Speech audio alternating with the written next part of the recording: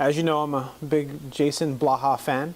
It's kind of like I don't agree with everything he says, but he's got some good information. He talks a lot, and he just like keeps coming up with good content.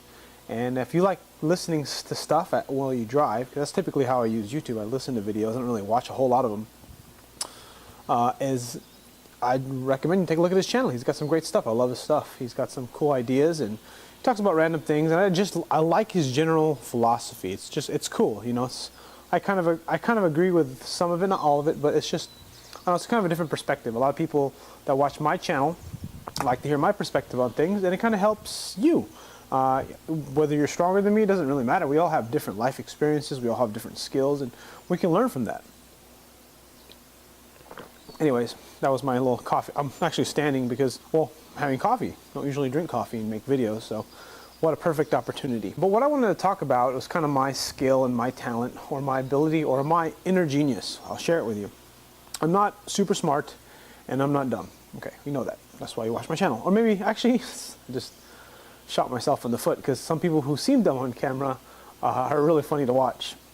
But I'm getting a little off topic there. But my point is that one of my main skills is that I'm really good at really breaking down things to the ridiculous and really apply it to other people, to everyday regular people. I've been a coach for 14 years, working people one-on-one, helping people get in shape, lose weight, just regular people. You know, no professional athletes, no high-level athletes. The only high-level athlete, if you want to call me a high-level athlete, is myself. All the latest research when it comes to like nutrient timing, carb backloading, to paleo nutrition, to non-paleo nutrition, to whether gluten is bullshit, to different kinds of training styles. That's me. I geek out on that stuff. I love that stuff. I love getting the most out of my training. I like getting the most out of my performance. Some of the stuff that I like to learn about applies to some of my clients, but a lot of it doesn't, because it's a little too geeky and too nerdy, and a lot of people just need to make it to the gym. But what I want to talk about is kind of like what my content is about, and sort of like my viewpoint on things. And that is, I like making things simple for people to understand, because it's kind of how I learn. A big reason why I make videos or like teaching is because when I teach, I learn, I absorb information. And one of those things I do want to talk about is sodium, and how important sodium is in your diet, and how important it is for an athlete. I recently talked about it in the Stan Efferding seminar, a Dan Green seminar over in Boss Barbell, and I'm learning about it right now. I'm also studying for a precision nutrition certification. If you'd like to know more about that, there's will be a link in the description. But when you read the material, it's a little dense, you know, and unless you're super smart, and like I said, I've never said I claim to be super smart. It's a lot of that stuff is just hard to grasp. But then when I hear someone else say it and explain it, I absorb it better, depending on who's telling you.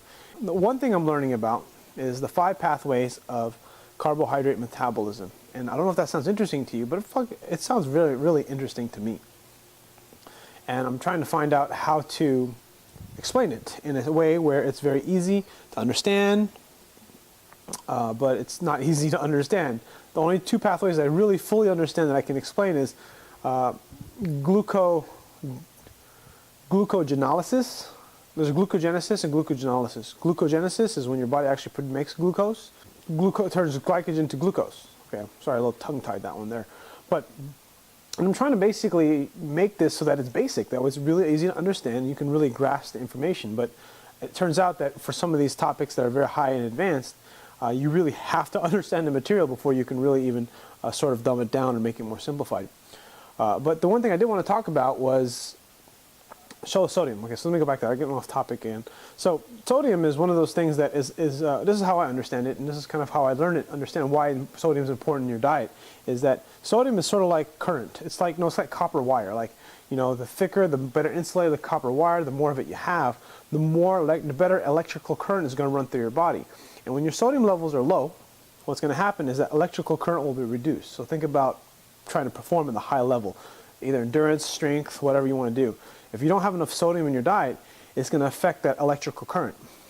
Another thing to consider too when it comes to having enough sodium in your diet is when your sodium is low, you'll have lower blood volume, and that's going to affect how much oxygen you uptake. Now think about that for a second. Like if you're an endurance athlete, like a cyclist, and you're trying to run a stage race in the Tour de France, and you're not able to, and you're trying to get the most endurance, you need more oxygen. And if your sodium intake is low, your body's not going to get a lot of oxygen. So that's why you want the sodium intake to be very high. Strength athlete, if you're pushing yourself, remember a lot of people who train for strength, who train really hard, training for bodybuilding, are not normal people. You're not a sedentary individual. You work out hard, you work out intense. Your nutrition requirements are so different than the average population. And it's important I bring this up because a lot of stuff that we read is that sometimes the context of the information is really for people that are sedentary. And sometimes some of the stuff that are for sedentary individuals, the information does not really apply to people that do sports or that are highly active. That's the reason why highly active people can eat more junk food and really get good performance, whereas really sedentary people who eat junk food will just get fatter. So my point in making this video is that that's kind of what sodium is. This is what's really important. And the way I kind of related it and how I related it in my video of the notes is that I learned that this is kind of sometimes why I get intermittent headaches and get issues with some of brain fogginess when I try to cut too aggressively on certain days. It's because my sodium drops. I used to think it was just carbohydrate levels, but it's actually sodium because that affects my fluid. It affects my blood volume. So if I'm training hard, I need to make sure I get a lot of electrolytes, I get enough salt. And I think the biggest problem is that we get so afraid of salt because salt increases blood pressure. But you need more blood so that way you can train hard. Again, if you're not training hard, well, this sort of doesn't really apply to you, right? Or let's say you're sedentary, let's say you work out 3 days a week and you're sedentary 4 out of 7 days. I mean, you probably shouldn't be eating a whole lot of salty foods and stuff like that. Your programming should be different. And this is sort of an individualized thing. I'm studying more about it. I hope in the future to really get this down and really make a better video about it. But that's just kind of my take on it and my understanding on it. If you guys know any videos out there that are better at explaining this, I would really love to hear it. It's just a really cool topic. People want to know about manipulating their water for a simple fact of lots of reasons. Like you want to lose all the weight really quickly for like a powerlifting meet to make weight, or maybe a fight. I think UFC fighters have to make weight. There's a lot of water manipulation that occurs that way you can be competitive. I don't think it's always good for everyone. Of course, it's not really healthy, but it's an interesting topic because when we shred water, we shred the salt, we look more shredded, right? You look more lean. And when you're trying to get ready for the beach, who doesn't want to look better? The other thing too that comes to mind is that when you drink a lot of water, like a gallon a day, you force yourself to drink a gallon a day.